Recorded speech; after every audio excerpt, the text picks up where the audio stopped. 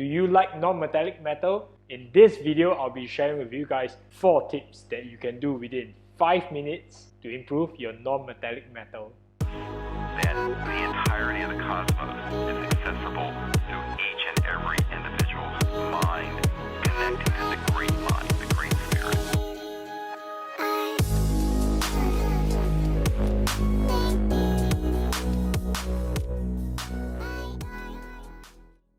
Welcome back to the Studio Collectors. So in this video, I'll be sharing with you guys 4 tips that you can quickly integrate and take your non-metallic metal to the next level.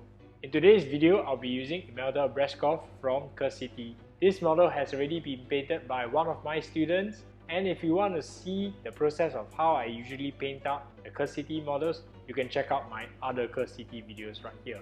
At its present state, it is looking pretty awesome and the metals have already been painted in non-metallic metal. And this is how it looks at the present moment. So my very first tip number 1 would be to blackline your miniatures. So let me explain what blacklining is. Blacklining is drawing a very thin black line in between components and in between materials to help the part separation of the miniature. My process usually begins with varnishing the model. This is because black is a very strong color, and if you make any mistakes, you want to have the ability to undo these mistakes. To begin this stage, here are some of the paints that I like to use. These are 2 colors right here.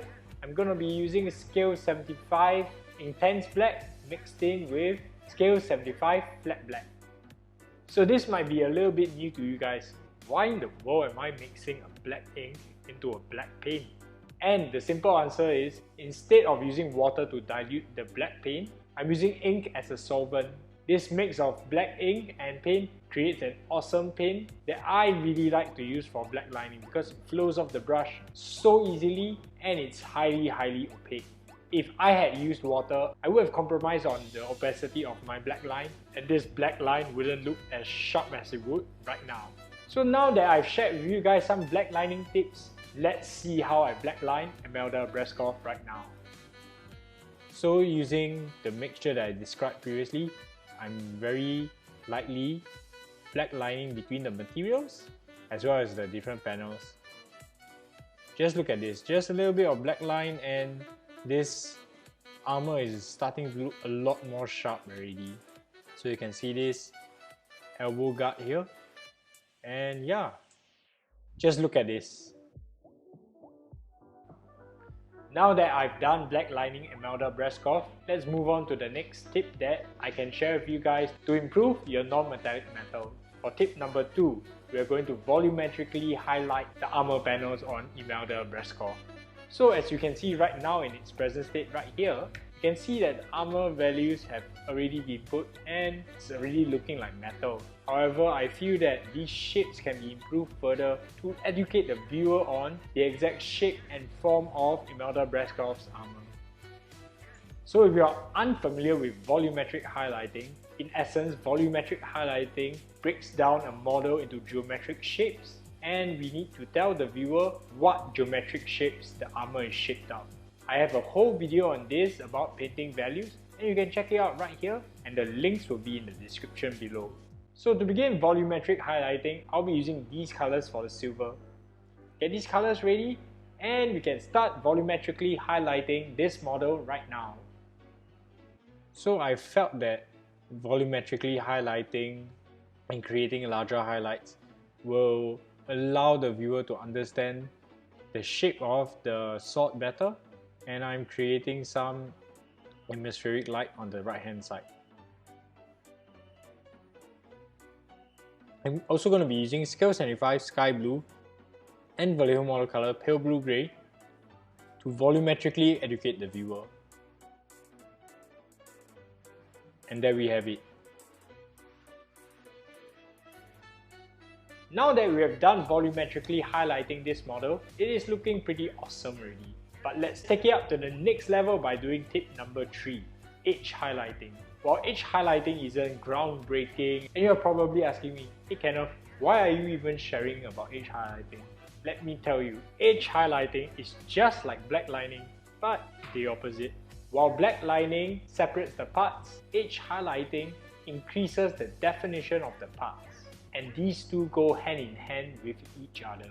In many of my videos, you have seen me mention this word, gratifying. And to me, edge highlighting is extremely gratifying because it takes so little time, but the results are so vast. So here are some tips of how I can do edge highlighting. You want the paint to be pretty opaque and be able to flow off the brush, but then not too watery so that you can control the consistency of the paint. So as you can see, once I edge highlight Emelda Braskov's armor and weapons, you can see how sharp and how amazing this paint job will look.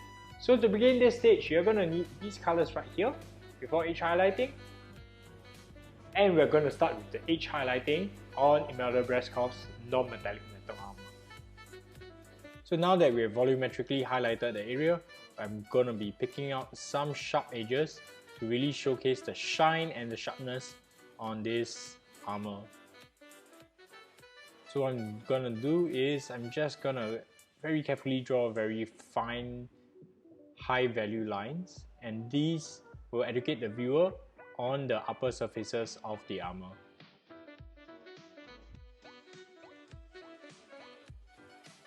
As you can see right here, really sharp and accentuating every single panel on this armor. So as I said, this is ultra gratifying. Very little effort for really awesome results. The last tip, tip number 4 that I'm going to be sharing with you guys would be to integrate some reflected light into your non-metallic metal surfaces. We need to understand the finish of the surface that we are painting and apply this reflected light accordingly. This depends on whether the finish of the material is very glossy or very matte. The glossier the surface, the higher the value of reflected light. Whereas for matte surfaces, you don't need to push the value of the reflected light as much. As for Emelda Braskov, she's wearing shiny silver armor, standing in this red glow in Curse City. So in order to render this effect, I'm going to be needing two values of red, which I'll be using right here. Games Workshop Evil Sun Scarlet and Vallejo Model Colors Emerald Red. I'm going to be using Emerald Red to push the value on the silver armor and a little bit of Evil Sun Scarlet to pick up on the satin and matte materials on this model. The benefit of adding a little bit of reflected light cannot be understated because this allows the viewer to understand what's happening on the lower edge of the model and also educate the viewer on the form of the model. So without further ado, let's get adding some reflected light on Emelda Braskov right now.